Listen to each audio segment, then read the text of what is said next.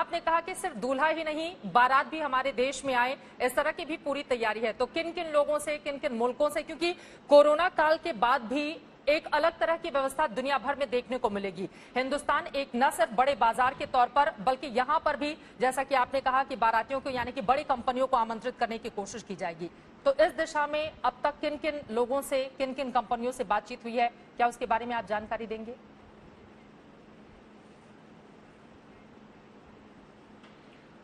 पहले एक बात आप जान लीजिए कि कोरोना के बाद की दुनिया कोरोना के पहले की दुनिया नहीं रहने वाली। बिल्कुल। दुनिया में बहुत कुछ बदलेगा, सोच में, व्यापार के तरीके में, उद्योग के तरीके में, मीडिया के भी सोच में, राजनीति में, लोकनीति में, जलवायु में, आपके क्लाइमेट चेंज में, तो इस सब में दुनिया बदलने वाली है।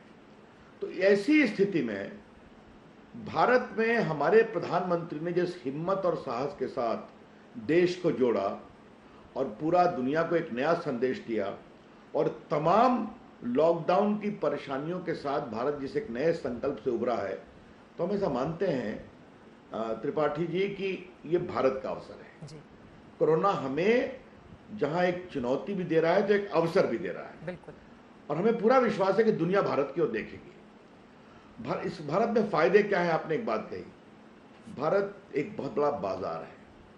अगर आप सिर्फ डिजिटल क्षेत्र में देखें, मैंने मोबाइल की बात की, फेसबुक और व्हाट्सएप का सबसे बड़ा व्यापार बिहार में है, हिंदुस्तान में, क्षमा करिए। ट्विटर का सेकंड व्यापार हिंदुस्तान में है। आपके बाकी जो पूरे, चाहे वो सोशल मीडिया कंपनी हो चाहे बाकी हो, वो भारत की ओर बहुत उत्साह भरी निगाहों से देखती हैं।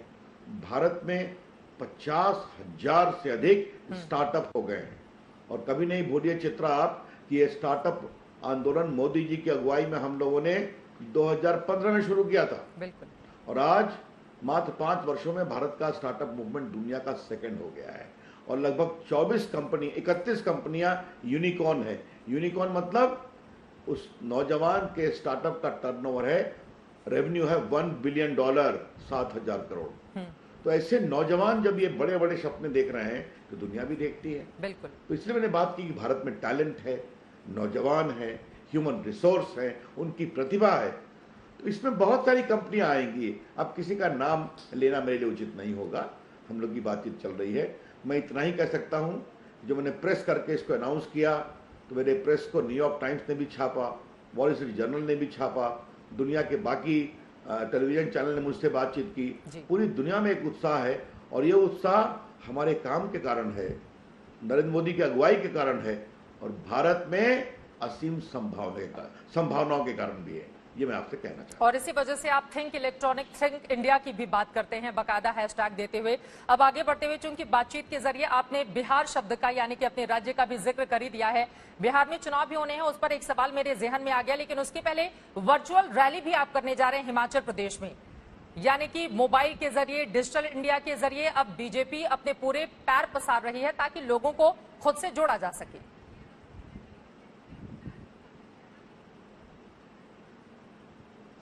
देखिए, आपको मैं एक बात बताऊंगा, यही तो है डिजिटल इंडिया। अब आपको मैं एक बात बता दूं चित्रा, मुझे आप कृपया करके अनुमति दीजिए कि लॉकडाउन में रेल बंद थी, हवाई जहाज बंद था, सड़क बंद थी, लेकिन मेरे सारे विभाग काम कर रहे थे। मेरा मोबाइल विभाग, संचार विभाग, कम्युनिकेशन विभाग, फिर आपके वीडियो कॉन्फ्रेंसिंग, फिर आईटी, फिर वर्क फ्रॉम होम, फिर हमारा पोस्टल विभाग जिसने 1500 करोड़ रुपया गरीबों के उनके गांव-गांव पहुंचाया जहां बैंक और एटीएम नहीं है। तो आज डिजिटल माध्यम से हम चर्चा करते हैं। मुझे पटना अपने क्षेत्र में जाना था, बरसात आ रही, मुझे नालों की सफाई की समीक्षा करना था। फिर अपेक्षा हुई कि अभी मंत्री दिल्ली में ही रहें क्योंकि कोरोना की लड़ाई को भी देखना है, मीटिंगें होती हैं। तो मैंने वर्चुअल तरीके से, सारे पदाधिकारी बैठे हुए थे और हमारे विधायक बैठे हुए थे और हमने बाकायदे इसकी समीक्षा की, सब कुछ देखा क्या हो रहा है। ये जो दुनिया बन रही है जिसमें digital education, work from home, ये एक नई दुनिया है जी। और मुझे इस बात को बड़ा आश्चर्य होता है कि अभी कुछ दिनों पहले अधिवक्ता परिषद के माध्यम से उन्होंने देश के वकीलों को संबोधित किया था। मैंने कहा कितने लोगों ने मेरा भाषण सुना? आपको जानकर आश्चर्य होगा चित्रा, 22,000 लोग मेरा भाषण सुन रहे थे। तो ये दुनिया एक अजीब दुनिया बन रही है जो हमें समझना चाहिए। मैंने अपने CDOT है हमारा संचार विभाग में एक संस्था, हमने कहा कि मैं तुमको 1 महीना समय देता हूं, एक अच्छा भारत का वीडियो कॉन्फ्रेंसिंग फैसिलिटी बनाओ। और मुझे विश्वास नहीं, उन्होंने बना दिया। और मैंने देश के सारे चीफ पोस्ट मास्टर जनरल से 40 स्थान पर उससे बात किया। हमने कहा कि और नौजवानों इसमें आगे आओ, तो हम 2000 लोगों ने अप्लाई किया। हमने 12 टॉप को सिलेक्ट किया है। हम वीडियो कॉन्फ्रेंसिंग में भारत के नए नए मेक इंडिया प्रोडक्ट ले आएंगे। तो जब ये भारत की क्षमता बन रही है तो हम पॉलिटिकल रैली वर्चुअल क्यों नहीं करें। कल माननीय गृह मंत्री अमित शाह जी बिहार में वर्चुअल रैली कर रहे हैं, हम लोग भी रहेंगे। हमारी कोशिश है कि लगभग 1 लाख उनका भाषण सुने।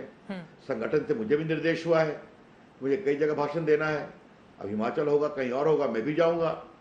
तो ये भी देश के लोकतंत्र में एक नई कहानी हो रही है। और अगर आप मुझे अनुमति दें तो थोड़ा मैं हंसते हुए एक बात कहूं, अभी तक चित्रा जी रविशंकर प्रसाद से भारतवर्ष में कहीं भी बात करती थी। आप दिल्ली में हैं और मैं कहीं भी दौरे पर हूं तो आज तक मुझे पकड़ कर बैठा लिया करता था। तो आप अगर वर्चुअल बातचीत कर सकती हैं और ठीक काम करती हैं तो अब राजनीति भी वर्चुअल होगी, चर्चा भी वर्चुअल होगी। ये भी कोरोना का एक अच्छा असर है जो देखने में आ रहा है।